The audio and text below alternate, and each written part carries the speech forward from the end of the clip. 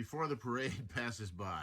Now, I'm older than some of you, and that phrase is the name of a song. I bring it up because I thought it was almost funny that Mitch McConnell used the term parade to discuss the American Rescue Act. There is no parade, but let's talk about it.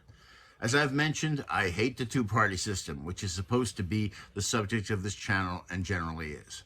Aside from the harmful division that occurs because of that system that prevents anything from getting done, as we've seen, we find that extremists on both sides bend over backwards to create the illusion that power grabs aren't the only thing they're about. When I attack Republicans, it somewhat bothers me because they have become easy to attack based on recent events. But I'm often reminded that there will be bozos on both sides of the aisle. And as some people have pointed out, the extremist Republicans aren't necessarily Republicans at all. So I feel a little less guilty. Republicans for decades were creatures that believed in limited government, fiscal conservatism, and conservative political values. It's been pretty much the only things that they represented.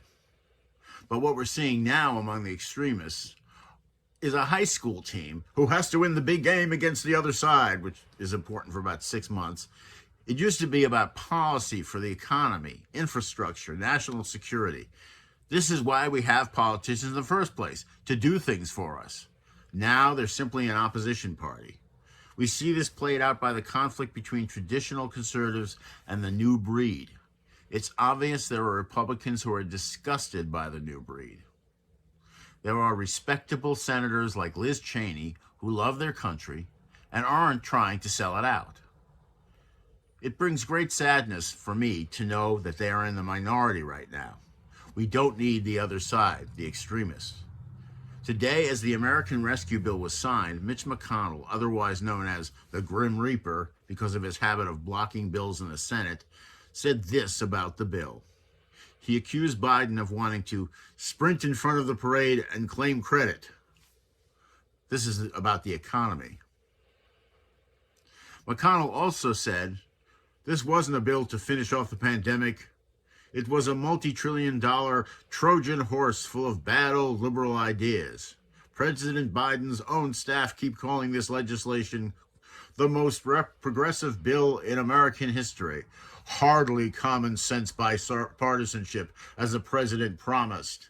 Now, this is spin, which is not strange coming from McConnell. It's unclear that Biden will meet all his goals. But let's look at the situation.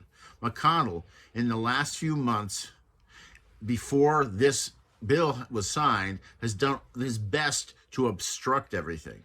There were attempts to address the health and economic issues brought about by the pandemic, and the biggest buzzkills have been McConnell and his group of non-Republicans. Even former President Trump made some efforts to go big, but was ignored by McConnell.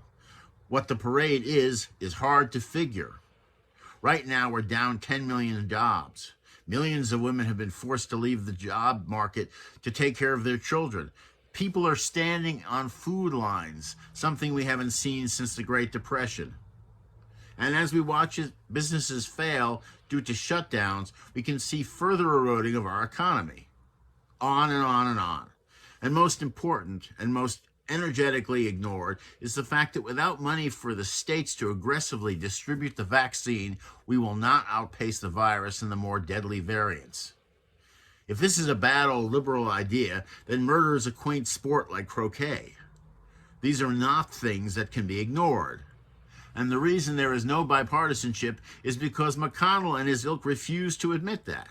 It's been months since McConnell began consistently blocking any decent bill to address the pandemic.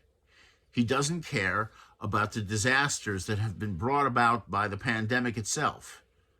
He calls helping starving people bad old liberal ideas. I've come to the conclusion that besides being corrupt and worried about his stock portfolio, a man who has no soul is also slightly insane. It's just that we've become used to this insanity. Mitch McConnell is standing at the edge of the abyss and looking into a dark hole. All he feels he needs to do is simply say something negative, and that's enough. If I had a doctor who simply was good at giving nasty opinions, I would stop going to him. Whether you are pleased by the hate and the power grabs that some politicians use as the basis for their words, we need doctor-level skills, brain surgeons in our Congress and Senate, because we need infrastructure, immigration reform, and a whole host of other things that they're not dealing with. What we have is spin doctors who crave power and money and have nothing worthwhile to do with either. So McConnell is lying. Why? Because even though it doesn't really help him, he has to oppose Democrats. Or maybe there is a reason. People like McConnell have strong connections to corporate interests. Have you ever wondered why senators are worth so much? Giving any power over the Democrats will do two things. It will piss off the corporate moguls who want their Senate to support their business interests, such as fewer legal environmental restrictions on building and selling products. The second thing, and this is a theory, is that disturbing possibility that if Democrats are successful enough, perhaps, in my opinion, these same moguls might start turning to Democrats to do their business. Now, while Democrats are much less likely to help corporations screw the common man by polluting the earth and keeping them in poverty, I do believe that if Republicans disappoint their constituents, they will be going to the Democrats because they'll be the only game in town, and that's where the corporate interests will go.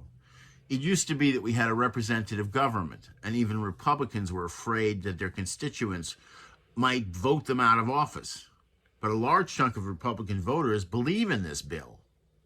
Have we gotten to the point where Republicans have formed their own nation in which they legislate only for their own interests and ignore the suffering of millions of Americans?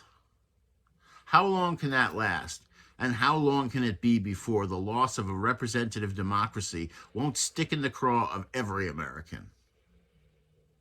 Thank you for listening.